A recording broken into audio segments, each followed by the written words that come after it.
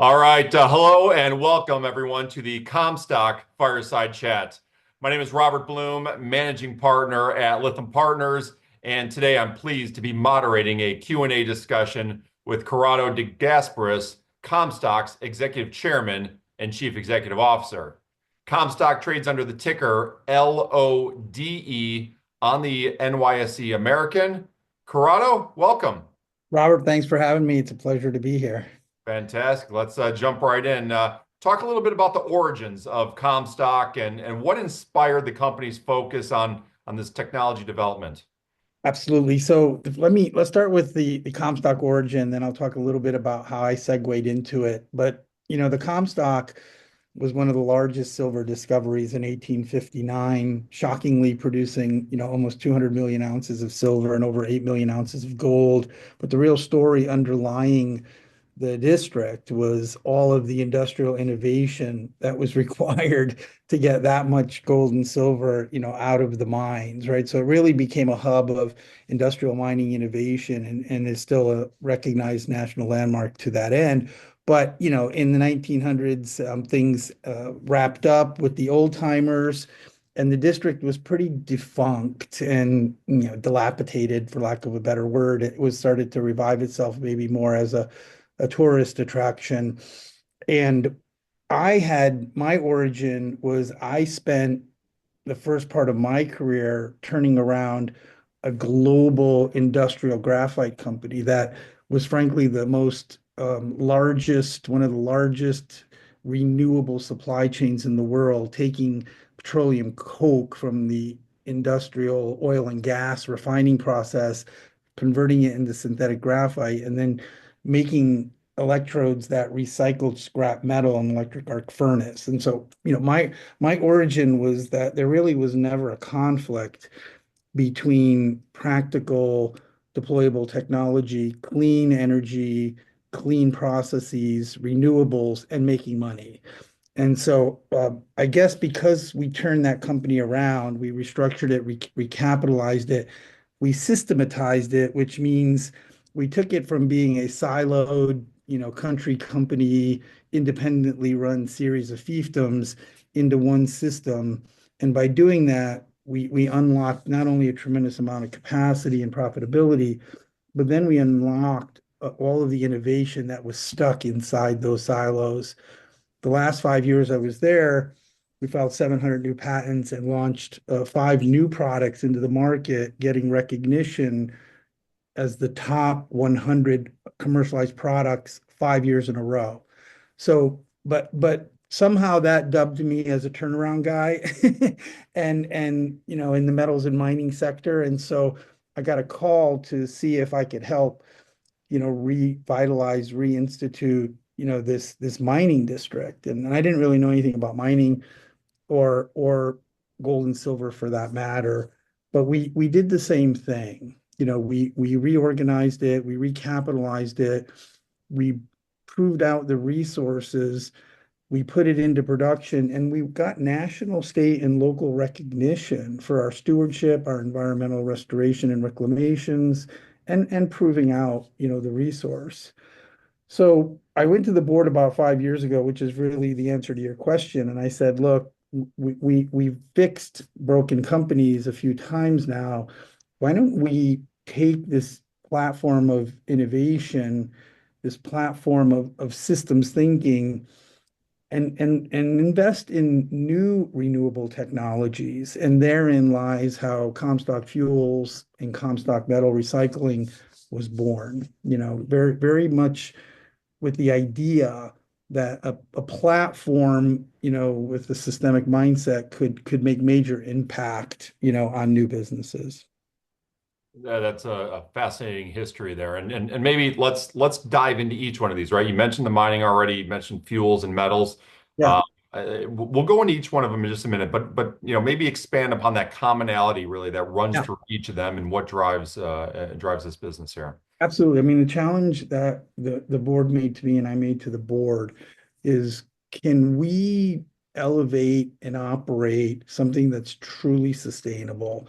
That word used to irk me because so many people used it so many different ways. But something that's truly sustainable. And and so we looked at technologies that could literally take carbon from waste wood.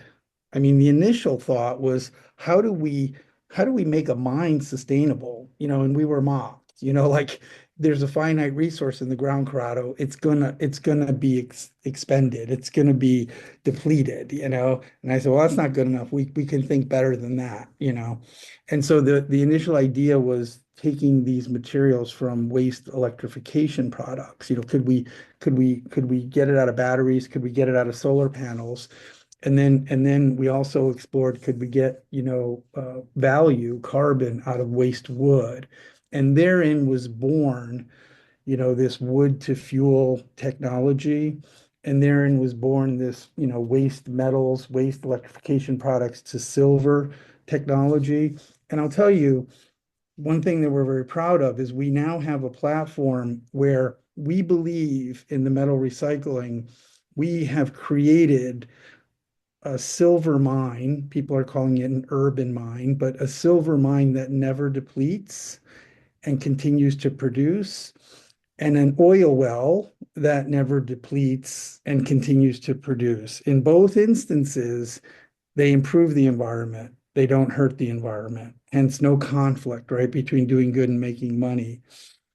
And the mining assets, we think we've circled back around after, going 2 for 2 with fuels and metals. We've circled back around and we think we have an idea on how to make that sustainable, which we can talk about, later on in the interview.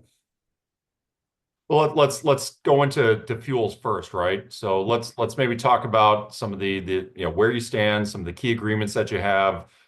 You've laid out a number of objectives for 2025 for those that maybe haven't seen it. Talk through each one of those. Absolutely. So in fuels, the core technology is to take a ton of dry waste wood, from a lumber mill, from a pulp and paper mill, from anywhere really, forestry residuals.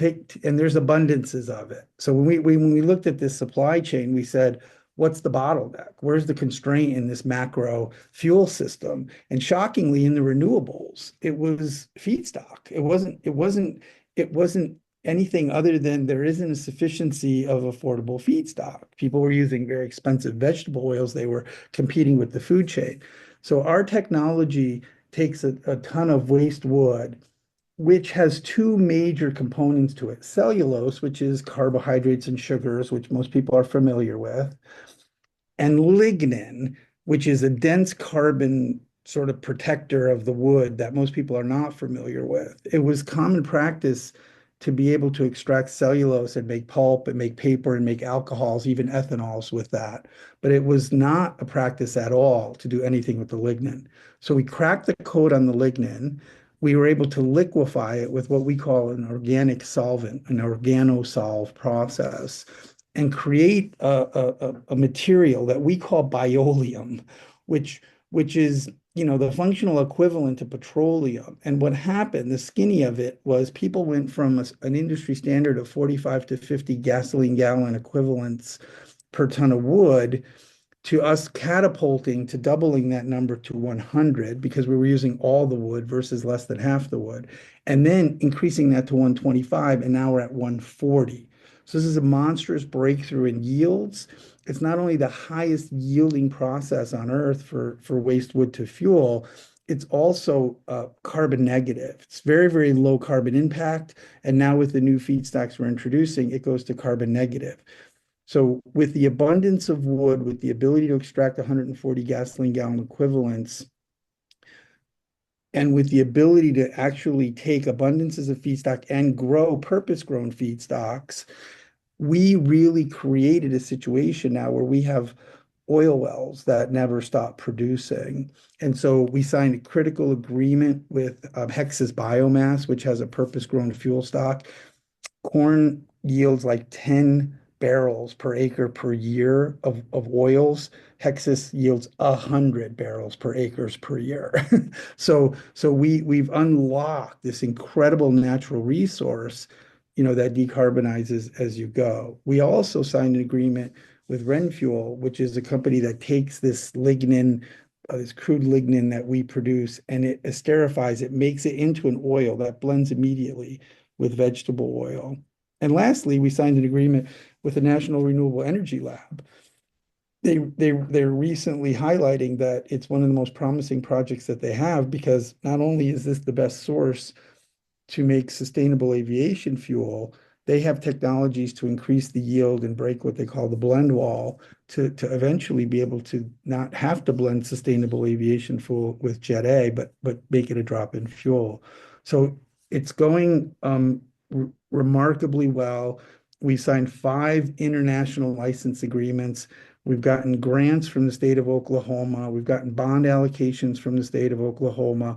We're selecting a site, hopefully within the next few weeks, for our first fully owned refinery, and we're integrating the supply chain, from soup to nuts. So it's an extraordinary thing that's happening here. We didn't just commercialize a technology. We've essentially integrated a series of technologies, then a series of companies, and we're creating essentially a new standard for oil, which doesn't compete with other energy sources, complements and enhances other energy sources.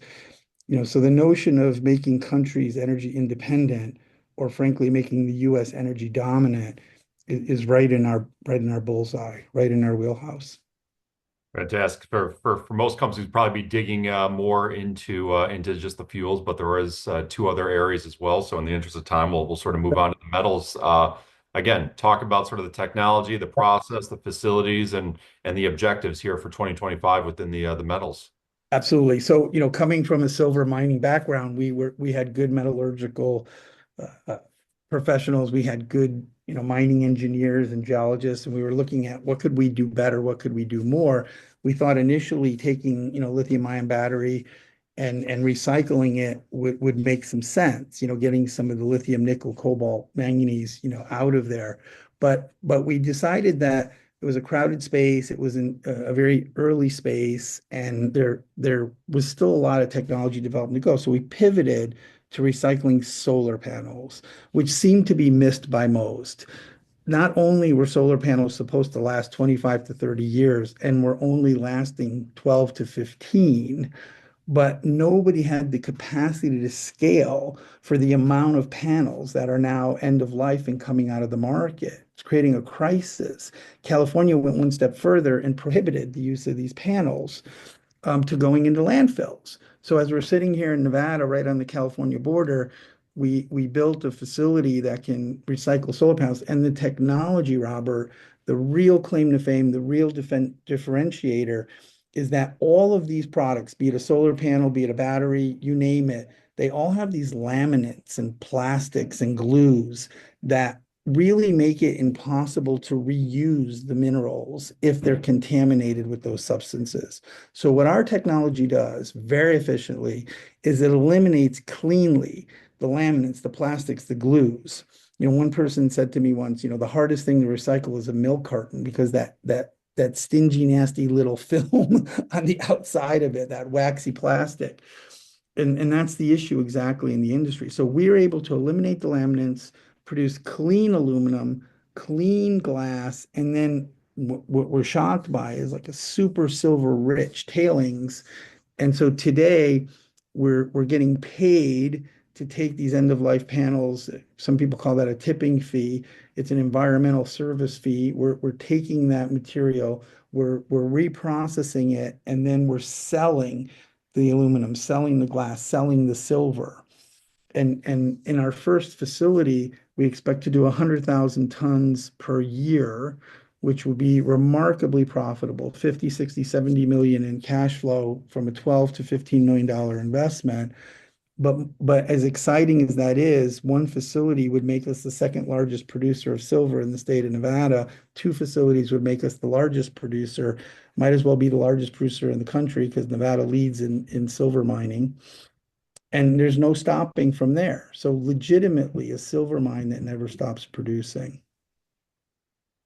Talk about just a couple of the objectives here for 2025 as investors are Yeah, looking into yeah, yeah. this side of the equation. Walk through just a couple of the key milestones they should be paying attention to. Absolutely. For fuels, we're closing on a Series A offering right into the subsidiary. Marathon Petroleum announced 2 weeks ago that they have invested directly into that subsidiary. And now we have a handful of strategics rallying around to close the Series A, hopefully right here during the second quarter, selecting the first site for Oklahoma, and then initiating the project financing to build that first site for fuels. So we're in a very exciting ramp up mode. Also, we have 5 international licensees who are breaking ground on sites, and they pay us upfront fees for our license. They pay us engineering fees, then they pay us royalty fees. So we have a remarkably robust, licensing agreements insofar as economics are concerned. On the metal side, we submitted permits for our industry scale. We're running 3 shifts full on our small scale facility right now.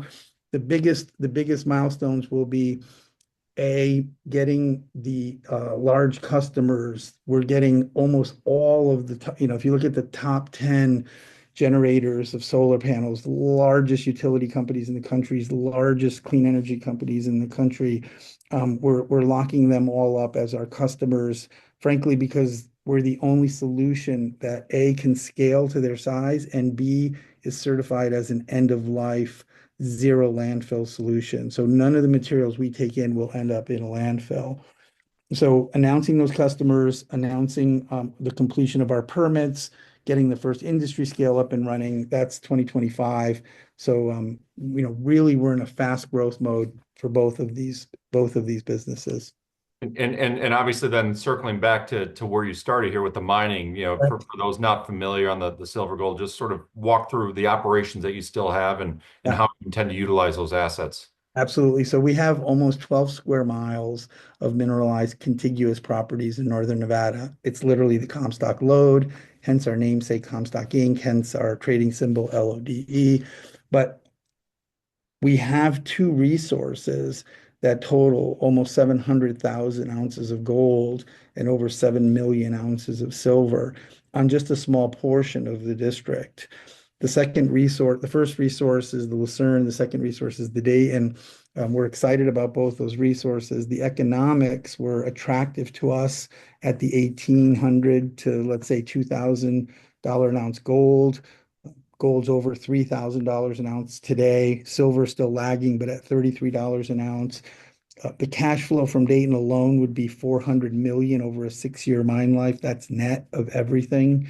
So there's a hidden asset there that people aren't aware of, ironically, or at least not valuing. It's incredible resource. We have third-party technical reports on these resources, so third-party validations, and we're fully infrastructured and permitted. We've mined before, so this is not an exploration stage mindset.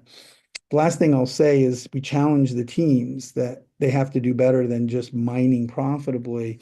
And they've come up with some extraordinary plans because of our location, because of our proximity to Virginia City and Carson City and Reno, where there could be remarkable post-productive uses to the land in an area that's just exploding industrially. When Tesla came to Northern Nevada, it seemed like everybody and their mother wanted to come to Northern Nevada. So what we're doing now is we're synchronizing mine plans that mine and reclaim at the same time, something we've gotten awards for, by the way, on the Comstock, so that when we're done mining, instead of having a big 30-year liability, we have an incredibly valuable and productive asset. So those plans aren't final yet, but they're in motion, and we're excited about all three of these segments, if you will.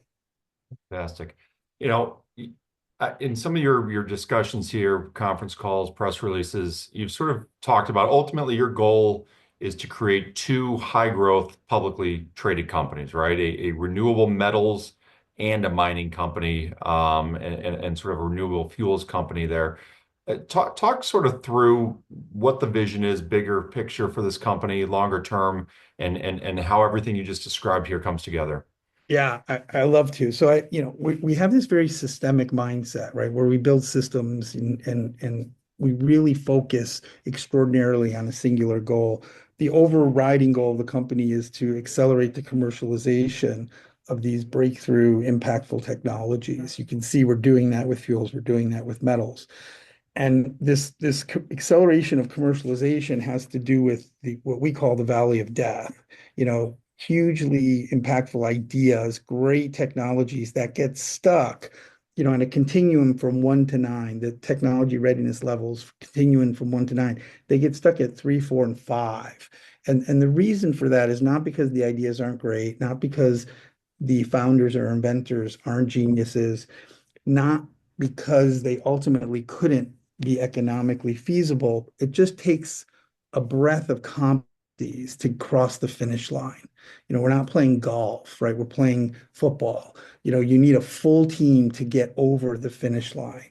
And so that valley of death, unfortunately, destroys capital and kills companies unjustifiably, unnecessarily. So what we did is we stepped into scenarios where there was incredible competency, incredible experiences, necessary, we would say, but not sufficient to get to the goal line or over the goal line. And then we complement those. And the only guidepost we put on ourselves is let's do something meaningful. Let's do something important.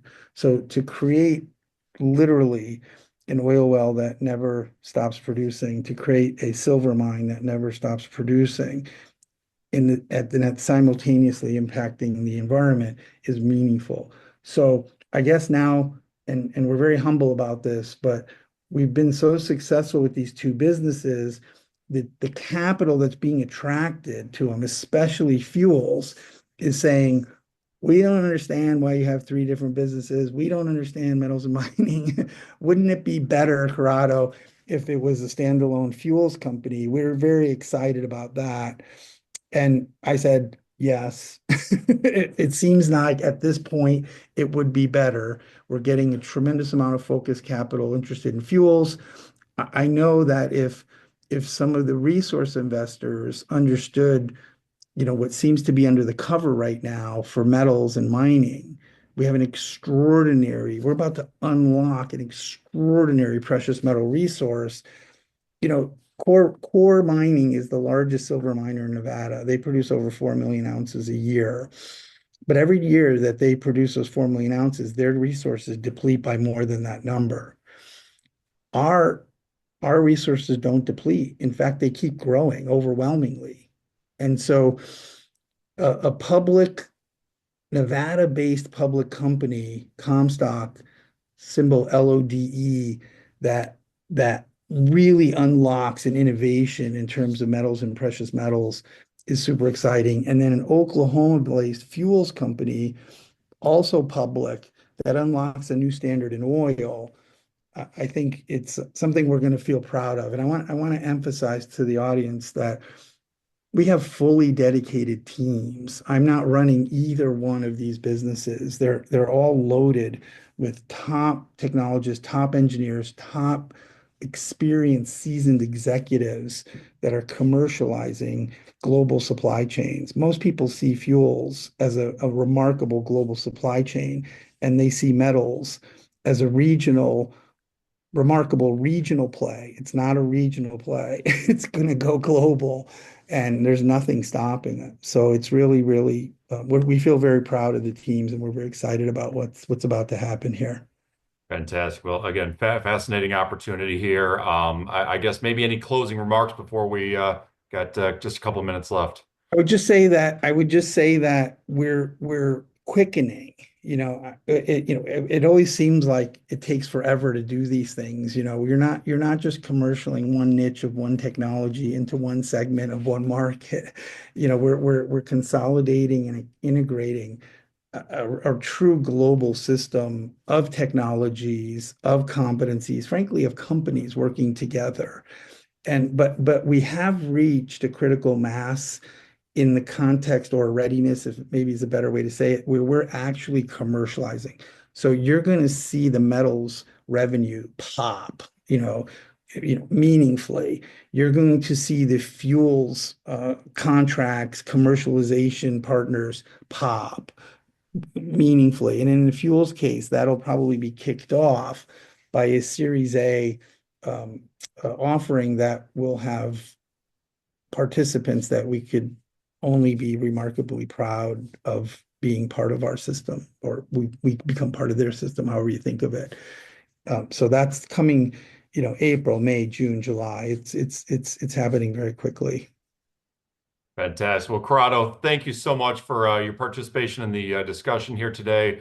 Thank you to everybody who's watching right now. I'll just say if you have any questions or would like to perhaps schedule a meeting here with Corrado, please send me an email. That's Blum, BLUM, at lythampartners.com. I'd be happy to coordinate. We have additional presentations and fireside chats coming up here today, so stick around, everyone. Again, Corrado, thank you so much for My participation. pleasure. Thank you, Robert. Fantastic.